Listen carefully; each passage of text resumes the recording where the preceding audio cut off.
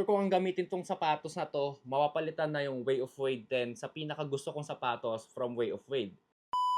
Yo, what is up sa inyo mga idol? Ako nga pala si Jello at ito ang mabilisang performance review para sa Way of Wade 12. Para sa traction mga idol, bibigyan ko to ng solid 5 out of 5. Very aggressive yung kapit netong WOW 12, especially sa indoor courts.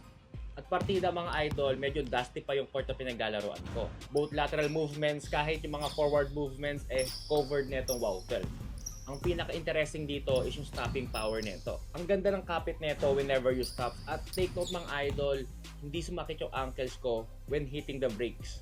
Para sa traction pattern, almost herringbone pattern yung ginamit nila dito sa forefoot at even dito sa heel area. At tulad nga ng ibang sapatos ng Way of Wade, itong WOW 12 mga idol is naka-GCU na. Meaning, pwedeng yung gamitin to for indoor and outdoor courts. Pero ako personally, hindi ko masasuggest gamitin to sa mga rough court dahil tulad nga sinabi ko, malambot yung gitnang part ng sapatos na to, meaning prone to sa pagkapudpod. And syempre, may kamahalan nga yung presyo nito. Next mga idol is yung midsole or yung cushion. Para sa WOW 12, I'll give this a 4.5 out of 5. First time ko nakita na ginawa ng Way of Wade yung gantong setup.